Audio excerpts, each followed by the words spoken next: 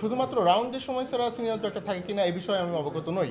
তবে একটি বিষয় আপনাদেরকে আমি বলতে চাই, সেটি হলো আমাদের রাজশাহী মেডিকেল কলেজ হাসপাতাল 1200 শয্যার একটি হাসপাতাল হলেও এখানে যে জনবল এবং অবকাঠামোগত দিক রয়েছে তা কিন্তু 500 শয্যা। এবং আপনারা জানেন এই শয্যা অর্থাৎ 1200 শয্যার বিপরীতে প্রায় প্রত্যেক দিন 3 থেকে 3.5 গুণ রোগী এখানে ভর্তি থাকে। এই বিপুল সংখ্যক রোগীকে চিকিৎসা দেওয়ার জন্য ওয়ার্ডে মিড লেভেল চিকিৎসক থাকে দিনে একজন। তো এই মাত্র একজন চিকিৎসকের পক্ষে এত বিপুল সংখ্যক উদ্বৃত্ত রোগীর যে চাপ তা সহ্য করা নেহায়েত দুর্বিষহ তো বটেই এবং অমানবিকও। তো এই বিষয়টি অবশ্যই আমাদেরকে বিবেচনায় নিতে হবে। আমরা বিভিন্ন পর্যায়ে আমাদের চিকিৎসক, আমাদের জনবল, আমাদের অবকাঠামোগত উন্নতির জন্য বিভিন্ন পর্যায়ে চিঠি প্রেরণ করেছি।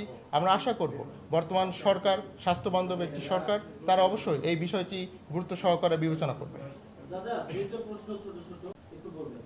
জি, আসলে আইসিইউ সিরিয়ালটা কত ছিল এই মুহূর্তে আমার সঠিক জানা নেই, তবে ওনার আইসিইউ কল দেওয়া ছিল এবং অত্যন্ত মুমূর্ষু অবস্থায় ছিলেন।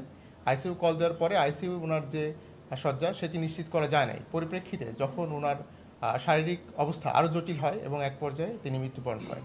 আর দ্বিতীয় যে প্রশ্নটি হলো ইন্টার্ন চিকিৎসকের উপরে, যখন একটি ওয়ার্ডে একটা ইন্টার্ন চিকিৎসকের উপরে বিভিন্নভাবে আক্রমণ করা হচ্ছে, ইন্টার্ন চিকিৎসক বাকি যে ওয়ার্ডে ছিল, হাসপাতালের বিভিন্ন জায়গায় ছিল, তারা কিন্তু দ্রুত একত্রিত হয় এবং একত্রিত হয়ে তাদের সহকর্মীকে বাঁচাতে আগিয়ে আসে। এইখানে এইরকম একটি ঘটনা ঘটেছে। আর আরেকটি যেটি ঘটেছে যে দুইটি ঘটনা পরপর হয়েছে, এজন্য অনেকেই এই বিষয়টা নিয়ে একটু দ্বিধাদ্বন্দ্বিত হয়েছে। মূল বিষয়টি হলো যে যখন একজন ইন্টার্ন চিকিৎসকের উপরে বিভিন্ন পর্যায়ে অন্যের দ্বারা আক্রমণ হচ্ছে বা হামলা হচ্ছে, তো তখন বাকি ইন্টার্ন চিকিৎসকগুলো তার সহকর্মীকে বাঁচাতে সবাই একত্রিত হয়ে উদ্যত হয়। দাদা, এই যে